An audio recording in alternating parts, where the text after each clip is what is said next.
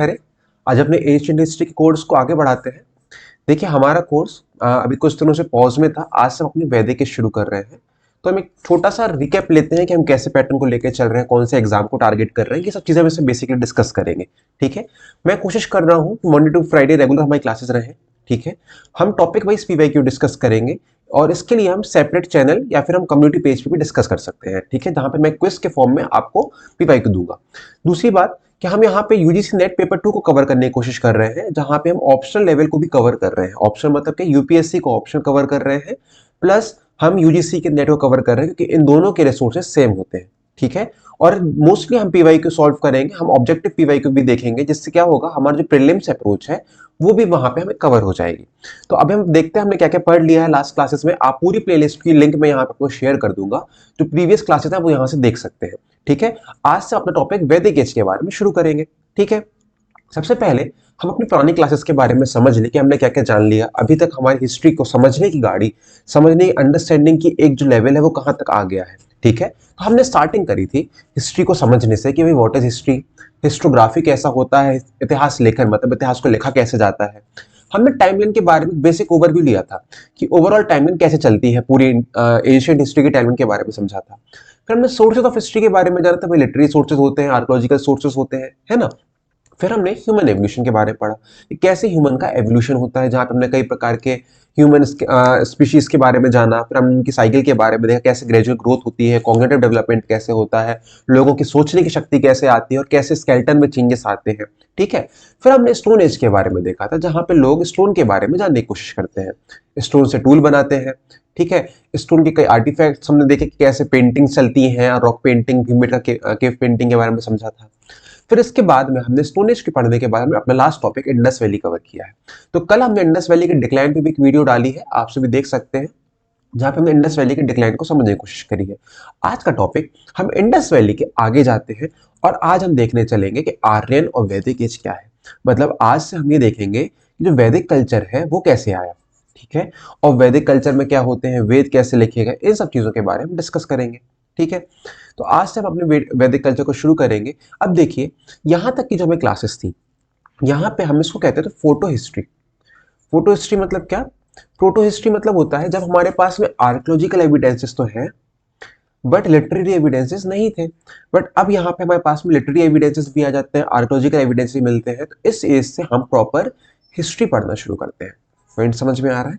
अब देखिए, मैं यहाँ पे चाहता हूँ कि आप अपने एकेडमिक हिस्ट्री तो कवर करें ही, साथ साथ में हम एक हिस्ट्री के कोर को समझने की कोशिश करते हैं। कैसे कोर को, जैसे हम अपने सामान्य जीवन में आप देखेंगे, आप बहुत सारी चीजें फॉलो करते हैं। जैसे मैं एक एग्जांपल लेके चलता हूँ, हम रेगुलर कुछ ना कुछ रिचुअल करते हैं, हम पूजा पाठ करते हैं, हम किसी रिलीजन को मानते हैं, हम अलग अलग एक्शंस करते हैं। इनफैक्ट एक छोटा सा एग्जांपल भी देके चले, हमारे नेम।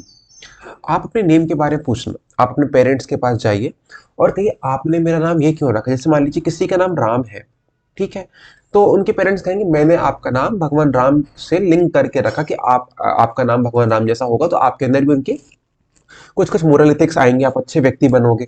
ठीक है, तो आपने एक पॉइंट पकड़ा कि राम वर्ड कहां से आया, तो आपको पता चलेगा कि भाई ये तो रामायण का वर्ड है।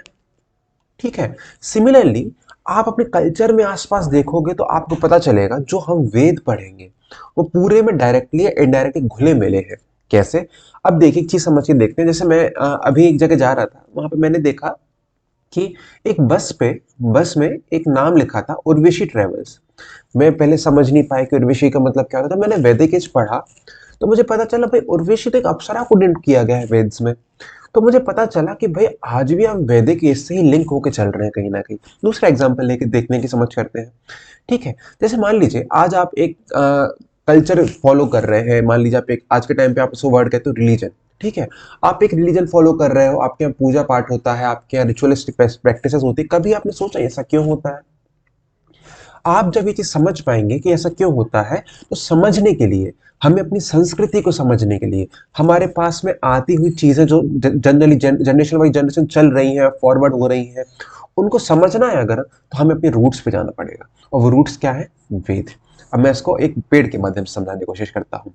हम आज के टाइम पे कई प्रकार के रिलीजियस एस्पेक्ट में चीजें करते हैं। ये देखिए, ये एक गंगा आरती की फोटो है। गंगा आरती आपने देखा होगा कई जगह होती है। है ना, गंगा नदी की आरती होती है। अब आप एक पॉइंट समझ पा रहे हैं कि हिंदू कल्चर में या फिर हमें वैदिक कल्चर है जिसको अपन वैदिक कल्चर कहते हैं, उसमें रिवर्स को बहुत महत्व दिया गया है।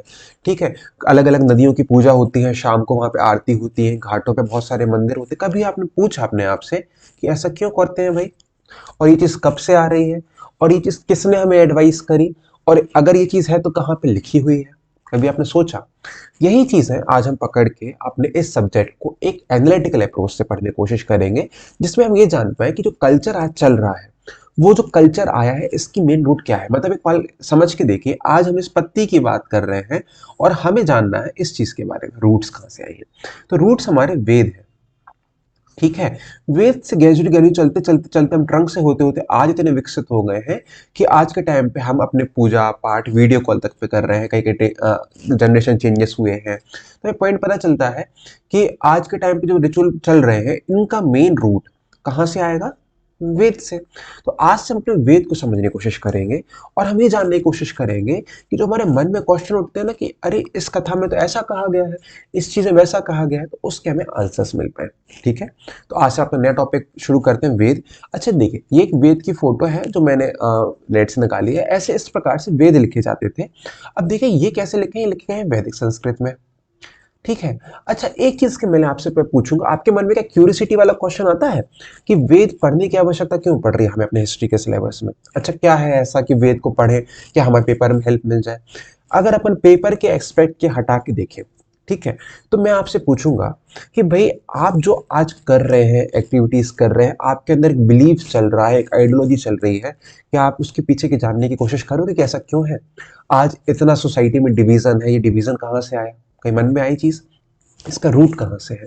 तो आज हम इन्हीं सब क्वेश्चंस को जो हमारे जनरल वे में आते हैं, इन सब क्वेश्चंस को समझने की कोशिश करेंगे। आप अपने आप से पूछिए कि आपका नाम, ये नाम कैसे रखा गया? तो हो सकता है आपका नाम कहीं ना कहीं वैदिक एस्पेक्ट में भी जोड़ा गया हो। जैसे मेरे एक दोस्त का नाम रुद्र है, तो जब मैंने रुद्र देखा तो मुझे पता चला रुद्र को भी वेद एस्पेक्ट से जोड़ा गया है। ठीक है, एक दोस्त का नाम इंद्र है, तो उसका नाम भी कहाँ पे वेद में एक कहीं ना कहीं से कनेक्टिविटी फील कराता है कि यहाँ पे इंद्र गॉड के बारे में जोड़ा गया है। ठीक है, तो एक पॉइंट आप समझ पा रहे हैं ना, आज के कल्चर में चलने वाली चीजें हमारे रूट से जुड़ी हुई हैं, और आज हम इस वेद को समझने की कोशिश करेंगे। और अगर आप इस रूट को समझ जाते हैं, अच्छा आपने पूछा ना कि भाई क्यों पढ़ते हैं वेद, तो अगर आप अपने रूट्स को समझ पाएंगे तो आपको ये पता चल पाएगा जो ग्रेजुअल चेंज आया है, यहाँ से बढ़ते बढ़ते पेड़ का बढ़ते बढ़ते चेंजेस आए हैं। पहला पॉइंट तो हम इन चेंजेस को पढ़ पाएंगे कि चेंजेस कैसे आए, क्या ये स्टार्टिंग से ही चेंजेस थे? जैसे फॉर एग्जांपल लेके चले वर्ण व्यवस्था के बारे में बात करेंगे। मतलब वर्ण व्यवस्था मतलब सोसाइटी को कैसे डिवाइड किया गया, अलग अलग कास्ट वर्ड यूज नहीं करेंगे, एक सेक्शन ऑफ सोसाइटी में डाला गया, इसके बारे में हम जान पाएंगे। हमारे मन में कई बार ऐसे क्वेश्चन उठेंगे, सर अरे हमें तो पता ही नहीं था कि ये चीज पहले ऐसा नहीं थी, हम तो आज इसको गलत फॉलो कर रहे हैं, ये तो हमें बुक्स में लिखा ही नहीं गया है। आज हमें कई इन्हीं एस्पेक्ट्स पे चर्चा करनी है। ठीक है, जिससे आज हम यहाँ बैठ के हम अपने फ्रूट है, इस पेड़ के हम फ्रूट हैं, इस फ्रूट से बैक होते होते होते होते हम ये देखने की कोशिश करेंगे कि इस फ्रूट का बीज कैसे बना। इंटरेस्टिंग है ना चीज। तो आज हम अपने वेद को पढ़ेंगे और मेरी कोशिश ये रहेगी कि आपको मैं सोसाइटी से आज के एक्सपर्ट्स में लिंक करवा पाऊं, और आप अपने बस इन फैक्ट्स को, मोर देन सफिशिएंट फैक्ट्स है, फैक्ट्स की बिल्कुल चिंता मत करिए। हम उपिंदर मैडम का यूज कर रहे हैं, उपिंदर मैम की बुक का यूज कर रहे हैं, फैक्ट मोर देन सफिशिएंट है। बस मैं कोशिश करना चाहता हूं आपकी एनालिटिकल थिंकिंग पे वर्क करने की। कैसे? आप ये जान पाए कि इररिस्पेक्टिव टू एग्जाम्स, आपको ये पता होगा, कोई छोटा बच्चा आपसे पूछे ना कि भैया ऐसा क्यों होता है, तो आप बता पाओ कि भाई इसके पीछे पर्टिकुलर ये रीजन रहा है। और आज समय के साथ चलते चलते धीरे धीरे आगे बढ़ती गई जनरेशंस, तो हमने उस चीज के पैटर्न में भी कन्वर्ट करते गए और हम एक मॉडिफाइड रूप में आज के टाइम पे फल के रूप में दिख रहे हैं आपको। तो आज हम इन सभी क्वेश्चंस को समझेंगे और इन टॉपिक को एक इंटरेस्टिंग वे से डील करने की कोशिश करेंगे। ठीक है, अब मैं आपको एक चीज बताऊं कि अगर आपको कभी डर लगे कि यार ये वर्ड्स याद नहीं हो रहे हैं, ये चीज समझ में नहीं आ रही है, तो आप अपने आप को मोटिवेट करने के लिए एक चीज याद रखिए कि ये जो वेद है ना, ये वेद ब्रिटिशर्स ने ट्रांसलेट करे हैं भाई इंग्लिश में। अब वो तो इंडिया से बिलोंग नहीं करते थे, उन्हें तो हिंदी इतनी अच्छी आती भी नहीं थी। जब वो ये वेद पढ़ सकते हैं, वो इन चीज़ों को समझ सकते हैं, वो इसका डिवीजन को एनालिसिस कर सकते हैं, इसके राइटिंग पैटर्न को समझ सकते हैं, तो भाई आप क्यों नहीं समझ सकते? आप तो ऑलरेडी हिंदी के बारे में थोड़ा टच में हो, आप बचपन से अपने आसपास में, पड़ोस में, घर की कॉलोनी में कहीं ना कहीं मंदिर और आसपास में कल्चरल इवेंट्स देखते आ रहे हो, बचपन से देखते आ रहे हो कि दिवाली हो रही है, बचपन से देखते आ रहे हो होली का सेलिब्रेशन होता है, आपके कैलेंडर में हर साल में रिपीट हो रही है चीज़ें, होली की छुट्टी होती है स्कूलों में, कॉलेजेस में। तो आज आप जो पढ़ोगे उसको आपको ये देख के कोशिश करना है कि मैं भी वेद को समझने की कोशिश कर रहा हूँ। ठीक है, इस समझते हुई जर्नी को हम जब आगे बढ़ाएंगे तो आखिरी में आपके पार्ट्स में डाटा बचेगा, वो आपकी कनेक्टिविटी होकर आप एग्जाम में एनालिसिस कर पाओगे। ठीक है, चलिए हम इस चीज को, इस जर्नी को आगे बढ़ाते हैं। मैं ये कोशिश करूंगा कि मोस्टली इस चीज को, इस पूरे वेद को इतना इजी कर पाऊं, इतना इजी कर पाऊं कि आप अपने डेली लाइफ में उस चीज को देख पाओ। जैसे मैंने एक एग्जांपल लिया था ना, मैंने बस के ऊपर एक नाम उर्वशी देखा, मेरा कनेक्ट हो गया कि उर्वशी मतलब अप्सरा होता है। अब बस यही क्वेश्चन अगर आपके उसमें आ जाता तो आप इजी पड़ जाएगा। सिमिलरली आप आपसे कोई पूछ ले कि भाई वैदिक सिविलाइजेशन में शूद्र किसे कहते थे, वैश्य किसे कहते थे, तो आपको इजीली पता रहे कि ये जो डिवीजन हुआ है हमारे भारत ही में क्यों है ऐसा, और भारत में है तो किस प्रकार का डिवीजन। इन सब क्वेश्चंस को हम बहुत अच्छे रूप में समझने की कोशिश करेंगे और हम इस चीज को आगे बढ़ाएंगे। ठीक है, चलिए देखिए थोड़ा सा हम क्लास के हिसाब से समझने की कोशिश करें कि एक्चुअली हम पैटर्न क्या फॉलो कर रहे हैं, कि ओवरऑल देखिए हम एनालिसिस के साथ में अंडरस्टैंडिंग प्लस एग्जाम को भी तो टारगेट कर रहे हैं, है ना। तो इन सब हिसाब से हम इस चीजों को लेके चलेंगे। देखिए हम इसमें सबसे पहले जानेंगे कि इसके पहले जो हमारी इंडस वैली सिविलाइजेशन है उससे और वैदिक एज को एक कनेक्टिविटी के फॉर्म में जोड़ने की कोशिश करेंगे, जहां पे मैं आपके मन में एक क्वेश्चन डालने की कोशिश करूंगा कि क्या इंडस वैली और वैदिक एज में कुछ ना कुछ सिमिलरिटीज थी, और सिमिलरिटीज थी तो डिफरेंसेस भी तो होंगे, डिफरेंसेस के बारे में जानेंगे। ठीक है, सबसे पहले हम एक इन दोनों का कनेक्शंस फॉर्म करेंगे, फिर हम जानेंगे कि भाई भारत के हम कौन से विस्तार की बात कर रहे हैं। देखिए क्या है, एक्चुअली हम हिस्ट्री के स्टूडेंट्स हैं तो हमें हर चीज को टाइमलाइन के हिसाब से पढ़ना पड़ेगा, जो हम लास्ट क्लासेस से पढ़ते आ रहे हैं। तो हम एक टाइमलाइन जानेंगे कि हम अपने भारत देश को कौन से साल से देखने की कोशिश कर रहे हैं। ठीक है, इसके बाद हम देखेंगे कि भाई इंडो आर्यन का एक कॉन्सेप्ट आता है। इंडो आर्यन मतलब क्या, वेद में कई जगह लिखा गया है कि जो वेद है आर्यंस ने लिखे हैं।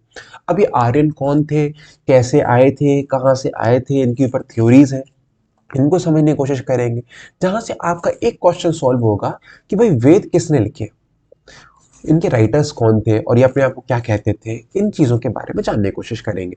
फिर हम देखेंगे अपना पहला पोर्शन, मतलब वैदिक एज को हम दो पार्ट में डिवाइड करके चलते हैं। क्या क्या, अर्ली वैदिक एज और लेटर वैदिक एज। तो अब हम इसमें पहला पॉइंट देखेंगे अर्ली वैदिक एज के बारे में, जहां पे हम देखेंगे सोर्सेस। अब देखिए मैं आपसे इमेजिन करवाने की कोशिश करूंगा, बहुत बार इमेजिन करवाने की कोशिश करूंगा, बस आपको आंख बंद करके उन शब्दों को सुनना है और आपको ये फील करना है कि you are acting like that. जैसे मैं आपको बताने की कोशिश करूंगा कि आप वेद देख रहे हो, आप ऐसे पढ़ रहे हो, आपने नेक्स्ट पेज देखा, आपने अपने आप को ऐसा सोच के देखा, तो मैं आपको एक थिंकिंग पे आपके वर्क करने की कोशिश कर रहा हूँ, जिससे आप इस चैप्टर को बहुत ईजिली शॉर्टेड कर पाओ। ठीक है, सबसे पहले हम देखेंगे कि भैया हमें क्या क्या सोर्सेज मिलते हैं एज अ हिस्टोरियन। हम देखेंगे हिस्टोरियन बन के, भैया मैं खोज करने जा रहा हूँ ना हिस्ट्री की, मैं खोज करने जा रहा हूँ कि वेद में क्या है, एक क्यूरियोसिटी के फॉर्म में देखने की कोशिश कर रहा हूँ, तो मुझे अपने आप को मैनिफेस्ट करना पड़ेगा कि मैं हिस्टोरियन हूँ, मुझे सोचना पड़ेगा मैं हिस्टोरियन हूँ, तभी मैं इस चीज को इंटरेस्टिंग फॉर्म में ले पाऊंगा। सबसे पहले हम देखेंगे सोर्सेस कि भाई क्या क्या सोर्सेज ऐसे रहे होंगे, क्या क्या चीजें ऐसी मिली हैं जहां से हमें वेद के बारे में पता चलता है, ओवरऑल हम इस टाइम पीरियड के बारे में जान पाते हैं। ठीक है, फिर हम देखेंगे क्या वेद में ज्योग्राफिकल एस्पेक्ट में चीजें दी गई हैं, मतलब हम पूरे वेद को ज्योग्राफी का चश्मा लगा के देखने की कोशिश करेंगे। पूरे वेद में देखेंगे ज्योग्राफी कैसे इंपैक्ट करती है, ज्योग्राफी कैसे आई, क्या क्या चीजें चलती हैं ज्योग्राफी, इन चीजों को समझने की कोशिश करेंगे। फिर हम देखेंगे क्या ज्योग्राफी में कहीं क्या वेद में कहीं सोशल पॉलिटिकल स्ट्रक्चर के बारे में चर्चा करी गई, तो आपको पता चलेगा हाँ यार पॉलिटिकल स्ट्रक्चर के बारे में पता चलती है, हमें कई चीजें मिलती है, जैसे राजन के बारे में पता चलता है, हमें वर्ण व्यवस्था के बारे में पता चलता है, वुमेन्स की कंडीशंस के बारे में पता चलता है। सिमिलरली हम जब आगे इकोनॉमी में इन्हीं एस्पेक्ट्स को अच्छे से डील करेंगे, वुमेन साइंटिफिक स्टडीज के बारे में देखेंगे, मेटलर्जी में क्या डेवलपमेंट हो रहा था, कौन से मेटल यूज कर रहे थे। ठीक है, इन चीजों के बारे में एनालिसिस करेंगे, हमने स्लेवरी चल रही थी कि नहीं चल रही थी। और आखिरी में हम रिलीजियस एस्पेक्ट में देखेंगे कि भाई वेद में बिलीफ सिस्टम कैसा वर्क करता है। बिलीफ सिस्टम मतलब क्या, कि किस प्रकार के गॉड को फॉलो करते थे, इन्होंने गॉड की नेम्स क्या दिए थे, इन्होंने गॉड को नेचुरलिस्टिक फॉर्म में कैसे देखा था, इन्होंने गॉड की इमेजिनेशन कैसे करी थी। ठीक है, हमारी जो पूरी वैदिक स्टडी है, जो पूरी वैदिक स्टडी रहेगी मोस्टली लिटरेचर बेस्ड रहेगी।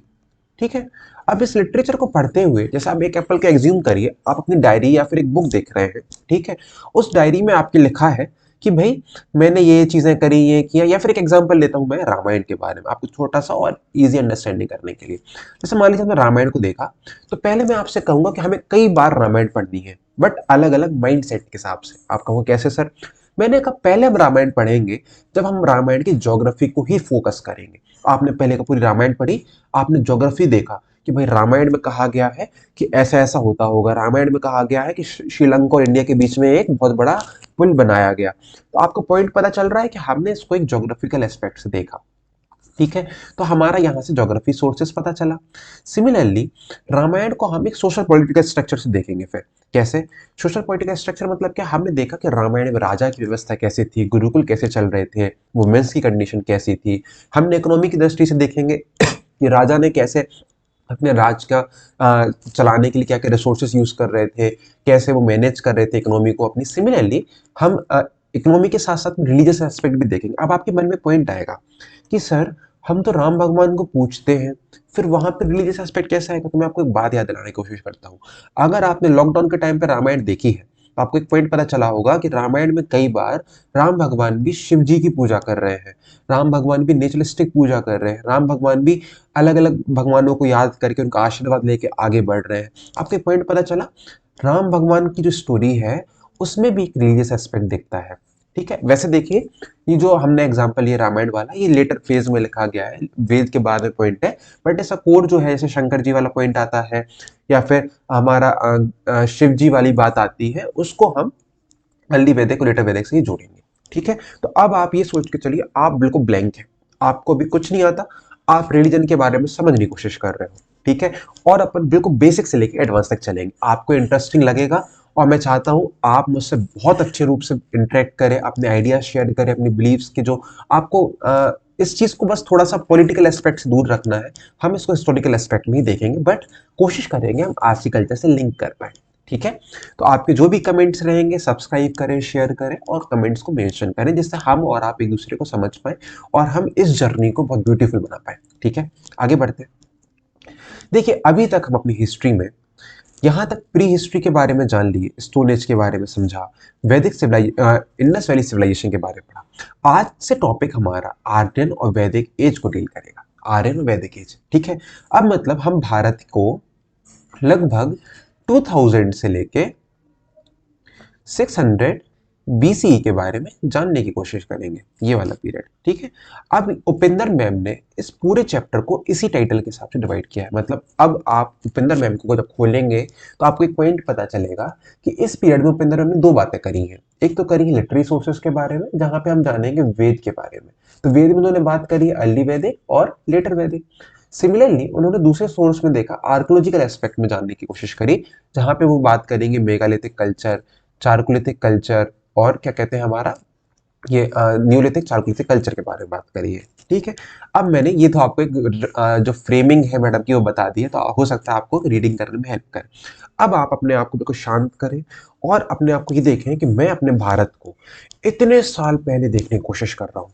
अब मैं आपको लेके जाने चाहता हूँ जब आप 2000 से लेके 600 बीसी के भारत के इमेजिन करें। इस जर्नी को हम शुरू करते हैं और इसके बाद में ग्रेजुअली हम अपने टॉपिक को आगे बढ़ाएंगे और हम अपने आगे के टॉपिक को यहाँ से, ये वाला गलत है, यहाँ पे महाजनपद की तरफ आगे बढ़ जाएंगे, ठीक है। यहाँ पे गलत लिखा है, हम 600 के बाद महाजनपद, और महाजनपद के साथ साथ में हम जैनिज्म एंड बुद्धिज्म के बारे में पढ़ेंगे, ठीक है।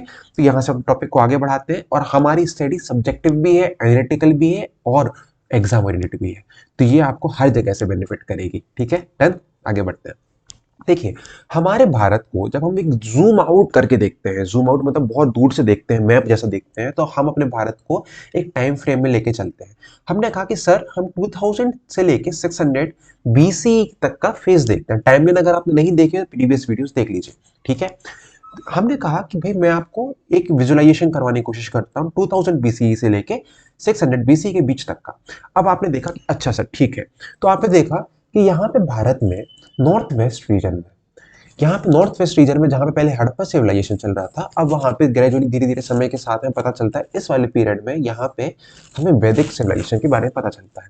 यहाँ पे चलती है अर्ली वैदिक पीरियड, अर्ली वैदिक पीरियड यहाँ पे चल रहा है, ठीक है, जहाँ पे हम सरस्वती रिवर पे चर्चा करेंगे, यहाँ पे हम इंडस रिवर के आसपास की चीजों की बात करेंगे, यहाँ पे सिंधु के बारे में किया गया है। मतलब अब जब हम ऋग्वैदिक की बात करें या फिर हम अर्ली, इसको ऋग्वैदिक पीरियड भी कहते हैं, ठीक है, इसको अपन ऋग वैदिक पीरियड भी कहते हैं। आपको नोट्स लिखने की आवश्यकता नहीं है, अगर नोट्स लिखना है मतलब कि हर चीज कंटेंट दिया गया है, ठीक है, इसको ऋग वैदिक पीरियड कहते हैं, ठीक है।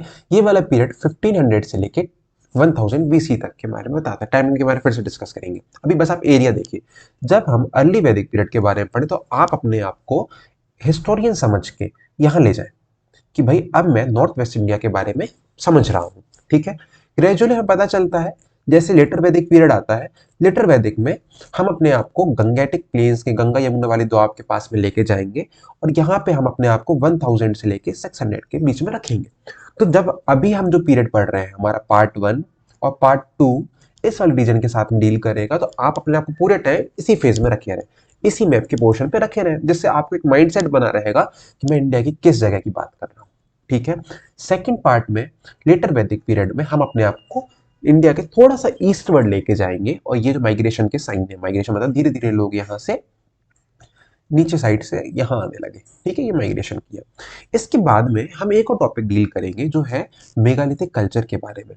ये वैसे ओवरलैपिंग है एक दूसरे से, आप कह सकते हो कि ये चल रहा होगा, ये भी कंटेम्प्रेरी चल रहा होगा, साथ में यहाँ पे चालकोलिथिक कल्चर भी चल रहे थे छोटे छोटे से, हमने लास्ट वीडियो पढ़ा है। तो आप कोई भी चीज़ को आइसोलेशन मत लीजिए कि आज इंडस वैली खत्म हो गई होगी तो कल से लेटर शुरू हो गई होगी, लेटर शुरू हो गई होगी तो साथ में मेगालिथिक परसों से शुरू होगी, ऐसा नहीं है। चीज़ें एक दूसरे के ऊपर ओवरलैप है, कंटेम्प्रेरी चल रही है चीज़ें, ठीक है। साथ में हम मेगालिथिक कल्चर को भी नेक्स्ट वीडियोस में कवर करेंगे, जहाँ पे हम लेटर वैदिक के बाद में मेगालिथिक को समझ के अपनी महाजनपद को डील करेंगे। मेगालिथिक पढ़ने के बाद में हमारा लगभग पूरा पीरियड वाला कवर हो जाएगा और फिर हम अपने पॉलिटिकल स्ट्रक्चर को समझते हुए महाजनपद की तरफ आगे बढ़ जाएंगे, ठीक है। अभी आपको मैंने एक माइंड में मैप की सेटिंग करना सिखाया, कैसे जब हम कोई टॉपिक को डील करें तो अपने आप को वहां इमेजिन कर लें जहां से हमें मैप की हेल्प मिलती है। ओके, आगे बढ़े। देखिए, सबसे पहले हम ये जानने की कोशिश करते हैं कि भाई यही रीजन यही रीजन इंडस वैली का था, यही रीजन हमारा अर्ली वैदिक का है। तो क्या ऐसी चीजें थी जो दोनों में सिमिलर है? तो हम अभी थोड़ा सा आपसे कहेंगे कि अगर आपने हड़प्पा सिविलाइजेशन नहीं देखा है तो हड़प्पा सिविलाइजेशन को भी देख के हैं, जिससे आपको पॉइंट पता चले कि कल्चर आइसोलेशन में नहीं चलता, धीरे धीरे हम सीखते सीखते चीजें आगे बढ़ते हैं, ठीक है। जैसे कि हम एक एग्जांपल लेके चले, अगर हम ज्योग्राफी की बात करें, सबसे पहले फैक्चुअलिटी देखें। ज्योग्राफी में हम देखेंगे कि अर्ली वैदिक पीरियड, सिमिलरिटीज देखें, अर्ली वैदिक पीरियड, ठीक है, यहाँ पे भी कहाँ पे आ रहा है, ये देखिए, ये हमारा अर्ली वैदिक पीरियड है और ये हमारा हड़प्पा पीरियड है। तो हम कह सकते हैं ना कि ये दोनों कहाँ पे, अफगानिस्तान, गुजरात का नॉर्थ का, पाकिस्तान वाली एरिया में फैले हुए हैं, ठीक है। और जो साउथ वाला पॉइंट है, ये हमारा गंगा वाला चीज चलती है अलग है इसका, ठीक है। अभी आप ये देखिए, सरस्वती रिवर के बारे में चर्चा करी गई है। सरस्वती रिवर हमें इंडस में भी मिलती है, जहाँ पे सरस्वती को लेके हमने देखा था कि भाई यहाँ पे सरस्वती को उन्होंने कहा था कि भाई एक रिवर है और ये ड्राई हो रही, सरस्वती की चर्चा हमने इंडस वैली में भी करी थी, ठीक है। अब देखते हैं, यहाँ पे सरस्वती रिवर के पास में 80% सेटलमेंट्स मिले हैं हमें, जहाँ पे रिवर्स के बारे में चर्चा करी गई है। तो मतलब एक पॉइंट क्या पता चला सिमिलरिटीज में, सरस्वती रिवर, ठीक है। अब देखते हैं सिमिलरिटीज और डिफरेंसेस। अब ये टॉपिक आपको जब समझ में आएगा जब आपने हड़प्पा को अच्छे से समझा होगा। जैसे आपको एक एग्जांपल मिला था, मैंने बताया था रिलीजियस वर्कशिप में, कि पीपल ट्री के ऊपर सील्स मिली है, ठीक है, जहां पे लोगों का बारे में पता चल रहा है कि ये लोग पीपल ट्री की पूजा करते होंगे। सिमिलरली जब आप वैदिक एज पढ़ोगे तो आपको पता चलेगा वैदिक एज में लोग नेचुरल फोर्सेस के बारे में पूजा करते हैं। नेचुरल फोर्स मतलब क्या, जो आसपास में चीज दिख रही है, नेचर के द्वारा गिफ्टेड चीज है, इनके बारे में पूजा करते हैं। जैसे अग्नि मतलब फायर, इंद्र, वायु मतलब हवा, वरुण, पृथ्वी, इस टाइप से पता चलता है कि वो लोग भी सेम चीज फॉलो कर रहे हैं। यहाँ पे हमें कई प्रकार के योगिक पोस्चर्स में लोग मिलते हैं, जैसे आपको याद होगी कि सील थी जहाँ पे एक व्यक्ति ऐसा बैठा है, ठीक है। तो हमें यहाँ पे पॉइंट पता चलता है। फायर एल्टर्स के बारे में हमें यहाँ पे बहुत सारे एविडेंस मिले हैं कि लोग फायर एल्टर से रिचुअल प्रैक्टिस करते होंगे।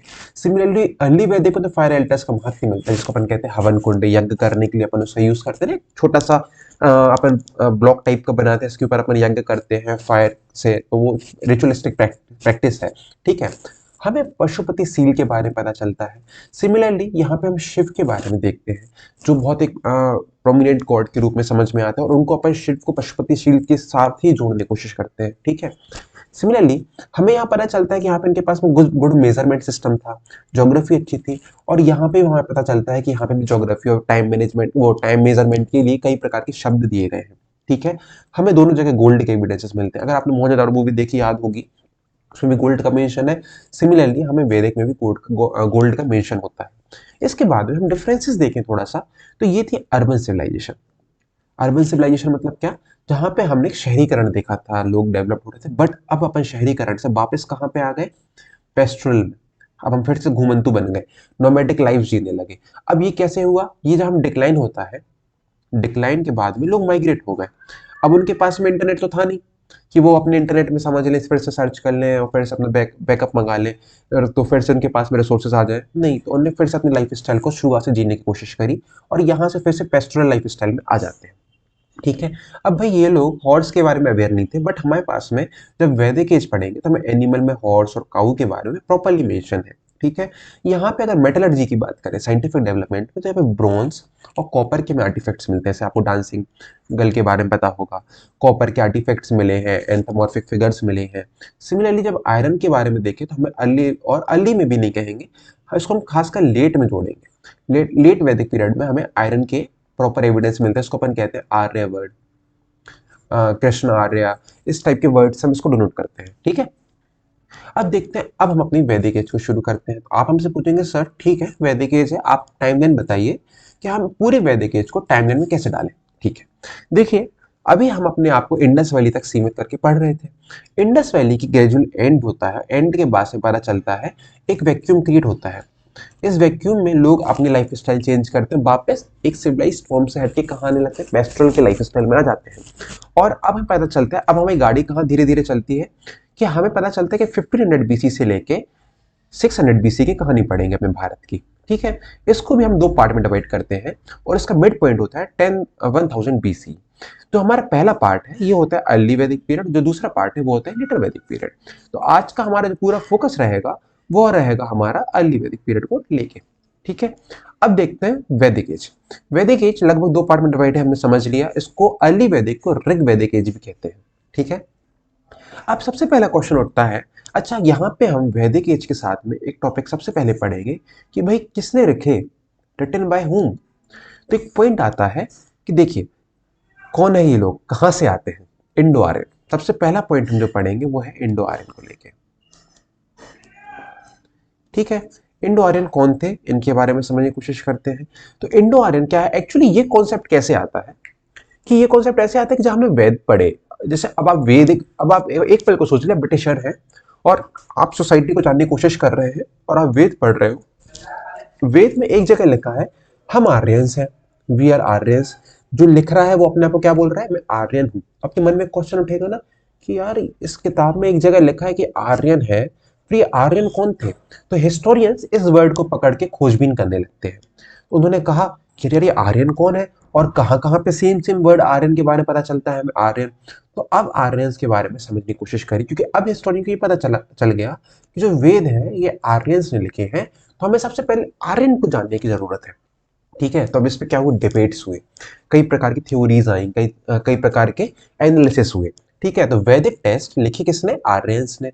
अब पहला क्वेश्चन उठता है भाई ये कहाँ से थे, ये किसको बिलोंग करते हैं, मतलब ये टेक्स्ट किसको बिलोंग करते हैं, पढ़ने का आर्यंस को। तो फिर आर्यंस कहाँ थे और कौन थे, कहाँ से आए थे, क्या ये इंडिजीनियस थे, क्या भारतीय ही थे, और इनका वैदिक और हड़प्पा कल्चर से कैसे सिमिलरिटीज थे, ठीक है। इन चीजों के बारे में जानेंगे, बट मैं आपको पॉइंट याद दिला दूं कि डिबेट है, ये अभी भी चलेगा, डिबेट चल रहा है। आगे जाके भविष्य में और साइंटिफिक एडवांसमेंट के थ्रू और अच्छी एनालिसिस हो जाती है तो ये चीज आगे आंसर्स आएंगे, बट ये डिबेट है। अच्छा मैं एक चीज आपको बताऊं, आर्यंस का टॉपिक केवल इंडिया के लिए में नहीं चल रहा था, हमारे पूरे वर्ल्ड लेवल पे आर्यन को लेके कई जगह टॉपिक चल रहे थे कि आर्यन कौन थे, कहाँ से आई है। तो एक पल की बात है जब हमारे इतिहास लेखन हो रहा था, मतलब हिस्टोग्राफी हो रही थी, इतिहास को लिखा जा रहा था, खोजा जा रहा था।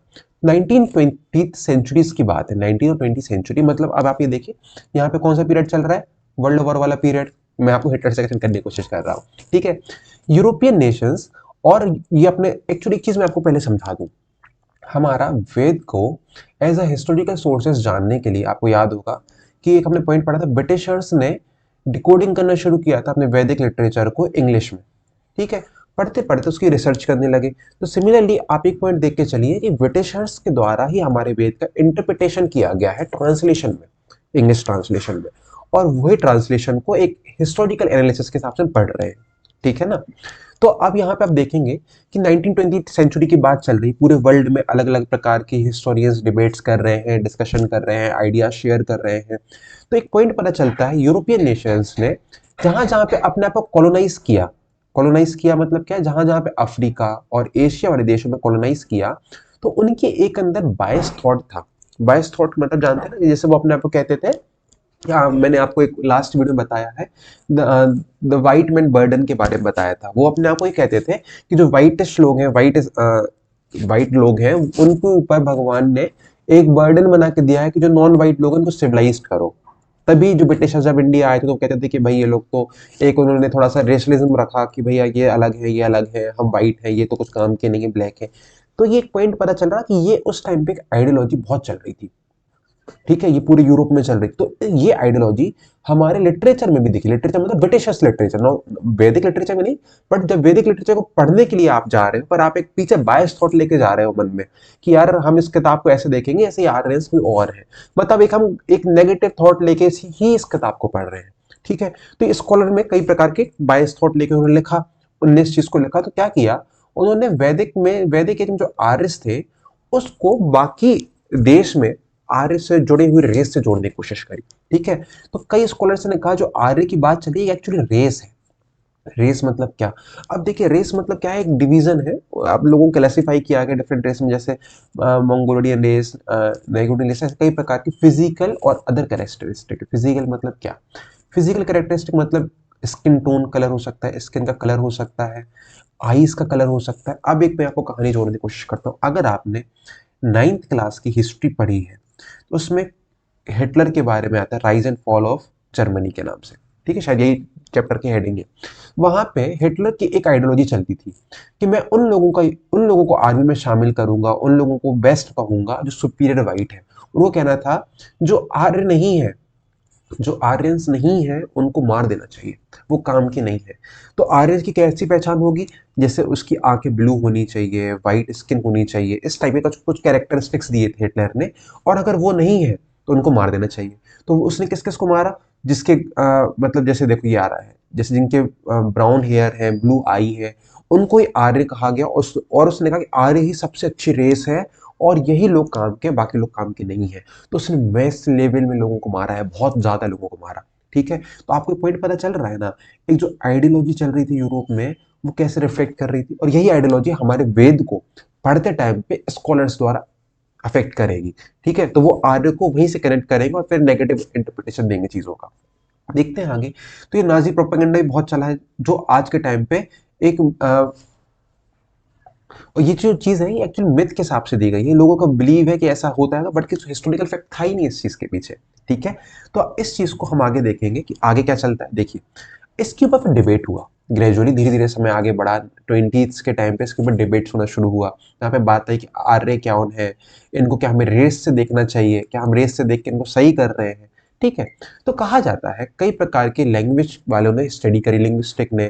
ठीक है, और फिलोलॉजिस्ट मतलब जो लोग पुरानी लैंग्वेज के बारे में पढ़ते हैं, उन लोगों ने स्टडी करी और देखा कि भाई जो आर्यंस हैं ये माइग्रेंट्स थे। मतलब क्या? देखिए इंडियन स्कॉलर कहते थे ये सब कॉन्टिनेंट्स में आए थे। अभी मैं आपको छोटे से लेवल पे समझाने की कोशिश करता हूँ, आप पढ़ लीजिए, फैक्ट है। ये कहते थे अलग अलग जगह से लोग आए हैं, अलग अलग एरिया के आए हैं, लैंग्वेज से सिमिलरिटीज बनाने की कोशिश करी। जैसे ब्रदर बन गया भ्राता, मदर बन गया माता, ऐसे उन लोगों ने कनेक्ट करने की कोशिश करी है। और इस पे कई प्रकार की थ्योरीज थी। अभी थ्योरीज जैसे क्या, ये हमारे पीवाईक्यू में अभी तक तो नहीं आई है, ना ही नेट में आई है, ना ही यूपीएससी में इतना ज्यादा दिखा है, तो इतनी इंपॉर्टेंट नहीं है, बट आप एक बार थोड़ा नजर डाल लीजिए। ठीक है, जैसे इंडिजिनस आर्यन थ्योरी जो कहते हैं इंडिया से आए थे। आर्य इन्वेजन थ्योरी मतलब आर्य ने इंडिया में, अब ये जो थ्योरीज है ये इंडिया को लेके है कि इंडिया में आर्य कैसे आए, ये वाला क्वेश्चन सॉल्व हो रहा है इन थ्योरीज में। अलग अलग लोगों की थ्योरीज थी। ठीक है भाई, इंडिया के बाहर के थे, कई कहते हैं कि ड्रेविडियन थे, साउथ से आए थे। इंडो ईरानियन, कई लोगों ने इंडो को ईरान से जोड़ने की कोशिश करी है। कल्चरल डिफरेंसेस, डिफ्यूजन थ्योरी दी है कल्चर का। ठीक है, सेंट्रल एशियन थ्योरी दी है। ठीक है। और एक पॉइंट पता चलेगा कि लास्ट में जब एक पॉइंट पता चलता है तो हम कंक्लूड क्या करते हैं ये चीज कह के कि भाई ये जो आर्यन थे ना, कौन है ये लोग वाली जब कहानी आती है तो हम इनको कहेंगे ये लिंग्विस्टिक ग्रुप थे, ये कोई रेस नहीं थी। जो अपन कहते हैं ना कि हिटलर ने रेस के फॉर्म में ली, तो कोई रेस नहीं थी, ये लिंग्विस्टिक ग्रुप थे जो कि संस्कृत लैंग्वेज यूज कर रहे थे। ठीक है, तभी हमारे वेद संस्कृत में लिखे गए हैं। अब इनके ऊपर एक पॉइंट आता है, कहाँ से आए थे भाई, आपने सर ये तो बता दिया कि ये लोग लिंग्विस्टिक ग्रुप है, पर कहाँ से आए। तो हमने इनके ऊपर दो पॉइंट पर डील किया कि भाई दो थ्योरी मान सकते हैं मेजरली होगी, एक आर्यन माइग्रेशन थ्योरी और इंडिजिनस आर्यन थ्योरी। मतलब आर्यंस माइग्रेट करे हैं सेंट्रल एशिया टू इंडिया, ठीक है, पहला पॉइंट। और ये वैदिक कल्चर संस्कृत लैंग्वेज को साथ में आए। दूसरा एक पॉइंट आता है, हो सकता है कि इंडिजिनस ही हो, लोकल के ही लोग हों, और जो धीरे धीरे करके यहाँ वहां से सब कॉन्टिनेंट से माइग्रेट किए हो, मतलब अपने आसपास में ही रहे हो, बट एक कोई माइग्रेशन बहुत मेजर नहीं दिखा।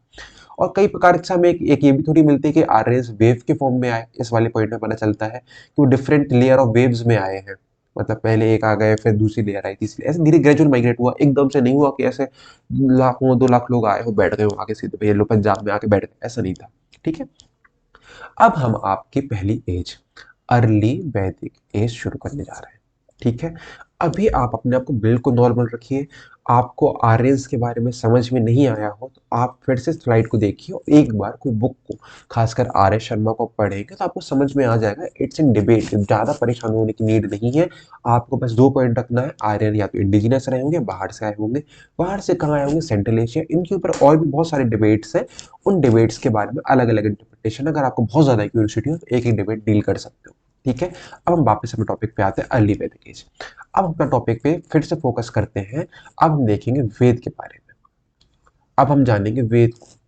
ठीक है, अच्छा चलिए ठीक है, अब एक एग्जांपल लेके चलें कि खैर ये तो उपिंदर मैम की बुक है, इस पल को अभी अपन एज्यूम कर लेते हैं कि एक वेद है, एक इस बुक को अपन नाम दिया एक वेद।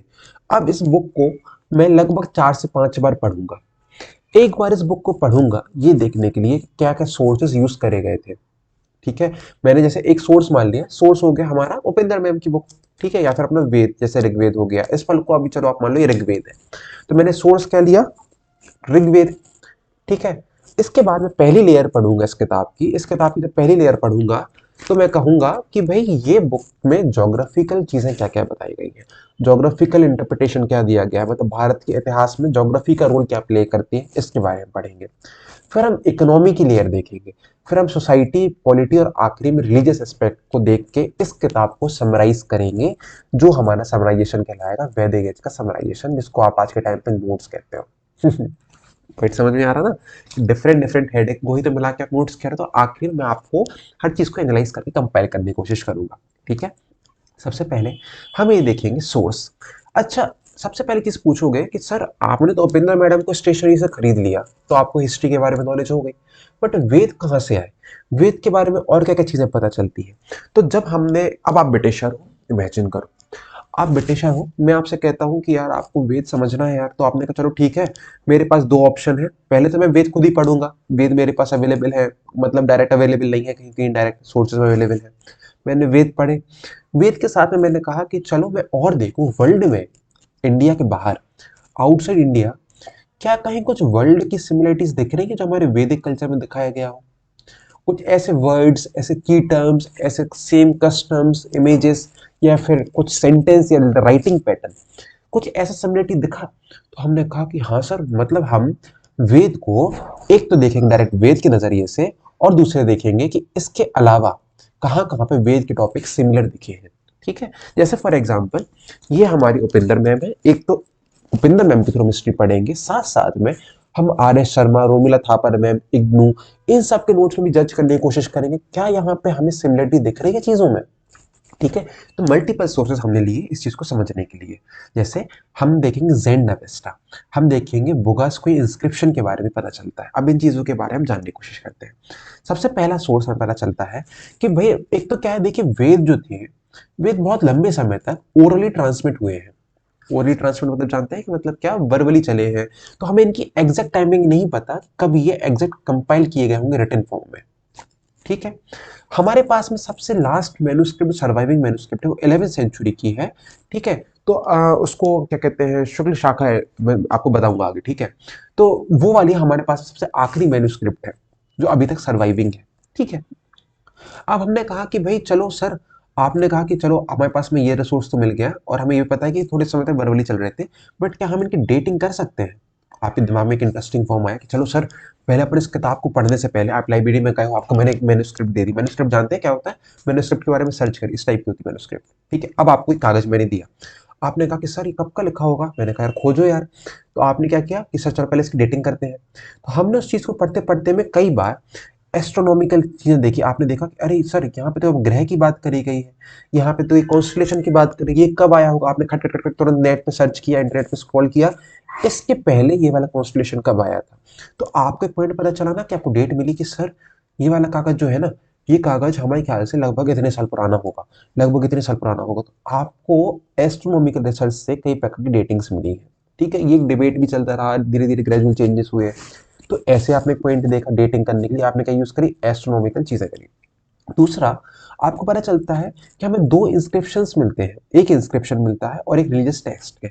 बुगास्को इंस्क्रिप्शन हमें तुर्की में मिलता है, जो बात करता है कई इंद्र, मिथिहास और वरुण, जो इन गॉड के बारे में मेंशन करता है। तो एक पॉइंट आपको समझ में आया, इंडिया में जो वैदिक कल्चर चल रहा था, उनके ही गॉड तुर्की में भी फॉलो हो रहे हैं। तो आपको पॉइंट पता चला, क्या इनके बीच में कनेक्टिविटी रही होगी?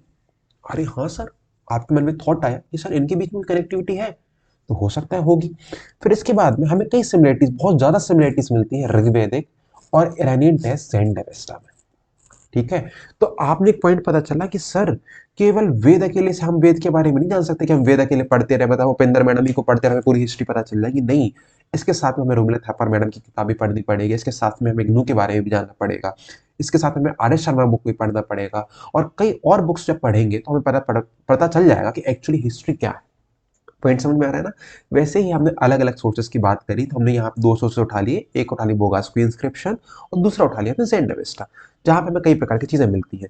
हिस्टोरियंस ने इसकी क्रोनोलॉजी बनाई है, अलग अलग क्रोनोलॉजी, कहीं कहीं 1200 से भी माना जाता है, कहीं कहीं पे 1500 से भी लेके चलते हैं। तो अपन ये वाली क्रोनोलॉजी फॉलो करते हैं, ठीक है। अब आगे बढ़ते हैं। सबसे पहला सोर्स हम देखेंगे बोगास्को इंस्क्रिप्शन के बारे में, जो कि हमें तुर्की में मिला। एक बार रिसर्च हो रही थी तो बोगास्को इंस्क्रिप्शन में गॉड्स के बारे में मेंशन हुआ। उस बंदे ने फोन किया, अरे सर आपके जो गॉड इंडिया में बताए जा रहे हैं वो हमारे ही मेंशन है। तो हमें लगा अरे यार यहाँ पे सिमिलरिटीज दिख रही है। जैसे क्या, मित्य, वरुण, इंद्र, इन सब अश्विन, इन सब डाइटीज के बारे में इंस्क्रिप्शन में लिखा गया है। तो आपको पॉइंट पता चल रहा है, तुर्की में इंस्क्रिप्शन मिला है और इंडियन में कल्चर, वैदिक कल्चर को सिमिलरिटीज दिखा रहे हैं। तो आप कह पा रहे हो कि इनके बीच में इंटरेक्शन हुआ होगा, या तो ये यहाँ आए होंगे या फिर ये लोग आपस में कनेक्टेड होंगे। पॉइंट समझ में आ रहे हैं ना? एक कहानी दी गई है, ठीक है। आगे देखते हैं। हमने सब ज़ेंड अवेस्टा देखी। ज़ेंड अवेस्टा जो क्या है, एक रिलीजियस बुक है, ठीक है। ये ज़ोरोस्ट्रियन रिलीजन को फॉलो करती है, जो कि पर्शिया का रिलीजन है, ठीक है। यहाँ पे कई डेटीज के नाम मिले, जैसे इंद्र के बारे में बताया गया है, मित्र के बारे में बताया गया है, वरुण के बारे में बताया गया है। और यहाँ पे हमें लैंग्वेज में कई सिमिलरिटीज दिखी है। लैंग्वेज में कैसी सिमिलरिटीज दिखी है, जब आप ज़ेंड अवेस्टा पढ़ोगे आपको पता चलेगा, सर ये जो होम के बारे में, कहीं ये सोम तो नहीं है, ये कहीं दास के बारे में तो नहीं बता रहा है, कहीं सप्त के बारे में तो नहीं बता रहा। सप्त सिंधु को हेप्त सिंधु कहते हो, हेप्त सिंधु। अहुरा को असुर कहते हो और हिंदू को सिंधु कहते हो। अब पॉइंट समझ में आ रहा ना आपको? मतलब आपको पॉइंट पता चला कि यहाँ पे भी सिमिलरिटीज है। सिमिलरिटीज, तभी हमने इन दो सोर्सेस का यूज किया। तीसरा सोर्स हमारे पास में खुद हमारा वेद है, जिसको हम प्रॉपरली पढ़ेंगे, ठीक है। बट मैंने आपको अदर दो रिसोर्सेस इसलिए बताया कि हमें पॉइंट पता होना चाहिए कि हमने वेद को इनसे भी रिलेट करने की कोशिश करी है। पूरे वर्ल्ड में हमारे पास में दो सोर्सेस और भी ऐसा मिले हैं जो वेद के बारे में बातें करते हैं, जो कनेक्शंस दिखाते हैं, ठीक है। अब देखिए, वेद जनरली 4 पार्ट में डिवाइड होते हैं, हम इनको देखने की कोशिश करते हैं। ऋग्वेद, सामवेद, ये है ऋग्वेद, सामवेद, यजुर्वेद, अथर्ववेद, ठीक है। ऋग्वेद जो है ये हमारा सबसे ओल्डेस्ट वेद है, ठीक है। तो अभी जब हम अर्ली वैदिक एज के बारे में बात करेंगे, अर्ली वैदिक एज, तो हम केवल ऋग्वेद को ही पढ़ रहे हैं। अब मैं आपके मन में एक थॉट डाल देता हूं, ये हमारा ऋग्वेद है ठीक है, ये हमारा ऋग्वेद है। अब जो भी बातें होंगी इस बुक के बाहर नहीं करेंगे, ठीक है। ऋग्वेद को हम पहले समझने की कोशिश करते हैं। चलिए आइए, सबसे पहला पॉइंट, ऋग्वेद में कई प्रकार के पार्ट्स हैं। जैसे इस किताब को मैं अगर लगभग 10 पार्ट में बांट दूं, ठीक है, तो क्या आप ये कहोगे कि उपेंद्र मैडम की बुक 10 पार्ट में बट गई है तो क्या किताब बदल गई? नहीं। मान लीजिए 10 चैप्टर है, पर चैप्टर के लिए 50-50 पेज के आपको अलग अलग छोटी छोटी सी मैगजीन दे दूं, तो अल्टीमेटली वो कौन सी बुक है? उपिंदर मैम की ही बुक है ना? बट इसके पार्ट्स हैं। सिमिलरली ऋग्वेद को भी लगभग 10 पार्ट से बांटा गया है। 10 पार्ट में बांटा गया है, जिसमें पार्ट टू, जिस जो पार्ट में, जैसे एक हैरी पॉटर का भी मैंने एग्जांपल देने की कोशिश करी है। जब हमें इस ग्रुप को कहते, तो हम कहते हैं संहिता। आपके मैंने बहुत ज्यादा कंफ्यूजन, सर संहिता संहिता संहिता वर्ड कहाँ से आ रहा है? संहिता मतलब होता है कलेक्शन ऑफ बुक्स। मतलब जब आप कोई चीज कलेक्ट करके बोलते हो तो उसको संहिता बोलते हो। तो यहाँ पे क्या बोलेंगे? ये ऋग्वेदिक संहिता है, ऋग वैदिक संहिता। जैसे उपिंदर मैडम संहिता हाँ, अपन ने वो 10 पार्ट को जोड़ के बोला है। ठीक है। ऋग्वेदिक संहिता में अपन एक एग्जांपल लेके चलते हैं। ये हमारा पार्ट 1 हो गया, 2, 3, 4, 5, 6, 7, 8, 9 और 10। हमारे पास में ऋग्वेद को लगभग 10 पार्ट में डिवाइड किया गया है, और इन 10 पार्टों को अपन कहते हैं मंडल। अब मंडल मतलब क्या होता है? एक मंडल ये है। पार्ट 1 एक मंडल, पार्ट 2 मतलब मंडल को आप ऐसे डिफाइन कर सकते हो, इसको अपन पार्ट से डिनोट करते हैं, या फिर सीरीज, के लोग सीरीज कहते हैं, first series, second series, third series, वैसे अपन इसको पार्ट कह रहे हैं। पार्ट 1 पहला मंडल आएगा, दूसरा मंडल, तीसरा मंडल, चौथा, ऐसे करके 10 मंडल है। अब इसमें इंटरेस्टिंग चीज क्या है? ऋग्वेद में second, third, fourth, fifth, six, देखिए ऋग्वेद में second, third, fourth, fifth, sixth और सेवेंथ, ये जो पार्ट्स हैं या मंडल्स हैं, ये पहले लिखे गए हैं, ये ओल्डेस्ट है। ठीक है। और फर्स्ट फर्स्ट 8, 9, 10 ये लेटर वैदिक पीरियड में लिखे गए, लेटर वैदिक पीरियड। और इन 10 के बाद में हमारा यजुर्वेद, सामवेद, अथर्ववेद, ऐसे सीक्वेंस चलता रहेगा। बस अभी हम अपने आप को फोकस रखेंगे सेकंड से लेके सेवेंथ पार्ट तक के बारे में। जैसे यहां से लेके, ये वाले पार्ट से लेके हम अपने आप को सेवेंथ पार्ट तक ही पढ़ेंगे। ठीक है। ये पूरी सीक्वेंस पढ़ेंगे, अगर आप वेद के हिसाब से इमेजिन कर लो, इन वेद को हम पढ़ेंगे। अच्छा, आपके मन में क्वेश्चन आ रहा होगा, सर ये वाला पार्ट क्यों नहीं इंक्लूड किया गया? देखिए एक एग्जांपल लेके चले, इतना इंटरेक्टिविटी नहीं पता है चीज़ एग्जैक्टली 1 को बाद में क्यों लिखा गया है, बल्कि writing pattern, script pattern, language change से पता चलता है कि ये वाला पैटर्न ये न्यू था। न्यू मतलब क्या? जैसे मान लो एक एग्जांपल लेके चले, ये आपने वॉल पेन से लिखा, ठीक है, ये भी आपने वॉल पेन से लिखा, ये भी आपने वॉल पेन से लिखा, ये भी वॉल, ये भी वॉल, ये भी वॉल, बट आपने ये वाला पेन जेल यूज किया, यहाँ पे भी आपने जेल पेन यूज किया, यहाँ पे भी आपने जेल पेन यूज किया, यहाँ पे आपने क्या किया? जेल पेन यूज किया। तो आपके पॉइंट समझ में आ रहा है ना कि सर जेल पेन पुराने टेक्स्ट में तो नहीं था, बट यहाँ पे जेल पेन आ गया, तो क्या ये नया है कि पुराना है? तो हमने कहा कि यार भाई ये नया में डालेंगे, पुराने में नहीं डाल सकते। क्यों? क्योंकि यहाँ पे जेल पेन लेटर पेज में यूज किया गया। पॉइंट समझ में आ रहा है ना? तो ये लेटर एडिशन है, ये बाद में ऐड किया गया है। तो अब देखिए मंडल्स मतलब आप समझ गए पार्ट्स है। ठीक है। हिम्स मतलब होते हैं मंत्र या भजन। जैसे आप देखते हो ना लाइन्स, ये वेद में लाइन होती है, इनको अपन भजन कहते हैं और इंग्लिश में हिम्स कहते हैं। ठीक है। तो ये first first eighth, ninth, tenth, ये हमारे लेटर वैदिक के बारे में बोलते हैं। ठीक है। Second, third, fourth, fifth, sixth, seventh, ये हमारे अर्ली वैदिक के बारे में बताते हैं। मतलब अब आप जेके रोलिंग की हैरी पॉटर की सेकंड सीरीज पढ़ेंगे, थर्ड सीरीज पढ़ेंगे, फोर्थ, फिफ्थ, सिक्स्थ, सेवेंथ, ये पढ़ेंगे आप जब आप अर्ली एज के बारे में पढ़ेंगे। और जब आप लेटर उठाएंगे तो आपको उठाना पड़ेगा पहला पार्ट और एट्थ, नाइन्थ, टेंथ, ऐसे करके हमें चीजें पढ़नी है। कोई दिक्कत? अब आगे बढ़ते हैं। देखिए वेद जब हमने पढ़े तो पॉइंट पता चला, ये वैदिक संस्कृत में लिखे गए, ये डाइटीज के अकॉर्डिंग अरेंज करे गए। अच्छा, यहाँ पे एक पॉइंट और आता है, ये जो वेद है, मंडल्स है, पार्ट है, एक एक ऋषि को समर्पित है। जैसे गिर संवाद विश्वामित्र को समर्पित है, वामदेव को समर्पित है, आत्रि को समर्पित है, भरद्वाज, वशिष्ठ और कण्व, ये आपके पेपर में आता है। और इन्हीं को अपन सप्त ऋषि कहते हैं। आपने सप्त ऋषि का कॉन्सेप्ट सुना होगा, सप्त ऋषि कॉन्स्टलेशन में भी सुनते हैं। यहाँ से ऋषि की फैमिली को डिनोट किया जाता है। ठीक है, आगे बढ़ते हैं। यहाँ पे अलग अलग भगवान के हिसाब से इनको डिनोट किया गया है, स्टेंजर्स में लिखे गए हैं। ठीक है। और जैसे जैसे हम पढ़ते आते हैं तो इसमें नंबर ऑफ हिम्स बढ़ती जाती है, मतलब नंबर ऑफ पैराग्राफ्स कह लीजिए या फिर पोएटेड फॉर्म में वो बढ़ते आते हैं। जो हमारे पास सबसे ओल्डेस्ट अभी भी सर्वाइविंग में शाक्य रेसेशन है। मतलब अभी मैं आपको वैदिक लिटरेचर के बारे में लास्ट में समझाऊंगा। वैदिक लिटरेचर में जब पढ़ेंगे तो आपको पता चलेगा वेद ऋग्वेद को भी कई पार्ट्स में डिवाइड किया गया, उसका हमारे पास में शाक्य रेसेशन अभी भी सर्वाइव करता है। ठीक है। देखते हैं वैदिक कॉर्पस। वैदिक कॉर्पस में हम देखेंगे वैदिक लिटरेचर में कैसे है, ये हमें चीज़ जानी। ऋग्वेद के जो हम अर्ली वैदिक पढ़ेंगे, second third fourth fifth six seventh के बारे में देखेंगे। जब हम लेटर वैदिक के बारे में पढ़ेंगे तो हम ऋग्वेद की remaining books plus Samhitas of Yajurveda, Samaveda, Atharvaveda. Samhitas मतलब समझ गए ना, पार्ट्स, कलेक्शन, वो मतलब कहते हैं ना उसका कंपाइलेशन, कंपाइलेशन ऑफ साम, यजुर, अथर्ववेद और ब्राह्मण, अनिर्कल, उपनिषद, ऐसे करके हम वैदिक एज के बारे में आगे जानेंगे। अब सबसे पहला क्वेश्चन उठता है, मैं फिर से आपको रिवाइज करवाऊं कि हम इस किताब को पढ़ रहे हैं, ये वैदिक एज है, हम इसमें सेकंड से लेके सेवंथ पार्ट के बारे में डील करेंगे, फर्स्ट से लेके बाकी फर्स्ट एट्थ नाइन्थ टेंथ बाद में पढ़ेंगे। तो अभी हमने अपना टॉपिक उठाया, टॉपिक उठा के हमने देखा कि भाई अब हम इस किताब को ज्योग्राफी के नजरिए से देखेंगे। इस किताब से हमें क्या क्या पता चलता है, इस वेद से हमें ज्योग्राफी के बारे में क्या क्या चीजें पता चल रही हैं। अब हमने अपने आप का चश्मा लगाया ज्योग्राफी का। ज्योग्राफी में पता चलता है वेद में कई जगह मेंशन किया गया है सिंधु रिवर्स का, कई जगह मेंशन किया गया है रिवर्स का। अब देखिए वेद में हम कौन सी ज्योग्राफी पढ़ रहे हैं, अपन नॉर्थ वेस्ट वाला रीजन पढ़ रहे हैं, जहां पे लोग रहते होंगे वहां के बारे में लिखेंगे। फॉर एग्जाम्पल, मैं अगर मध्य प्रदेश में रहता हूँ, तो मैं अगर कभी लिखने का मन करे, मैं अपने जर्नल करूँ या डायरी लिखूँ, तो मैं मध्य प्रदेश के आसपास में लिखूंगा ना कि आज के टाइम में बहुत ठंडक थी, दिल्ली में ज़्यादा ठंडक थी पर मेरे यहाँ कम थी। तो मैंने अपने आसपास के एरिया के बारे में लिखा। सिमिलरली वेद में भी लोगों ने अपने आसपास के एरिया के बारे में लिखा। अब ये लोग सबकॉन्शियसली राइटिंग कर रहे हैं। सबकॉन्शियस राइटिंग मतलब क्या, इनकी राइटिंग हिस्ट्री राइटिंग नहीं थी, ये नोट्स मेकिंग नहीं कर रहे थे को यूपीएससी दे रहा हो। ये ऐसे लिख रहे थे कि जो इनके मन में विचार आ रहे हैं वो लिख रहे थे, अपने एनालिसिस से लिख रहे थे। एक तरह से डायरी राइटिंग कह लीजिए आप।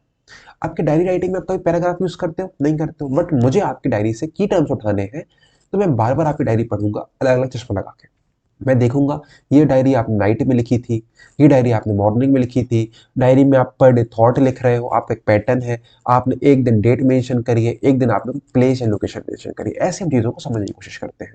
तो हम जब अपने इस किताब को पढ़े, वेद के बारे में पढ़े, तो हमें पता चलेगा कि भाई ज्योग्राफी में कई चीज़ों को उन्होंने मेंशन किया है। जैसे उन्होंने बताया सिंधु के बारे में, बताया है जो इंडस रिवर है आज के टाइम पे, जिसको अपन सेवन रिवर्स के नाम पे हम जानने की कोशिश करते हैं सबको, ठीक है। सिंधु, वितासा, अस्किनी, पुरुषनी, विपासा, सुतुद्री, सरस्वती, ठीक है। ये रिवर्स के पुराने नेम है और ये हमारे करंट नेम है। ये हमारे सप्त सिंधु पे कॉन्सेप्ट आता है कि देखो सेवन रिवर्स पे रहते हैं सप्त सिंधु। ये कहते थे मैं सेवन रिवर्स के पास में रहता हूँ। सप्त सिंधु तो एरिया कहते थे। सप्त सिंधु एरिया मतलब जो एरिया अपने आप कहते हैं, मैं सप्त सिंधु के पास में रहता हूँ। मतलब जो बुक लिखी गई है वेद की, ऋग्वेद लिखी गई है सप्त सिंधु रीजन में लिखी गई है, ठीक है।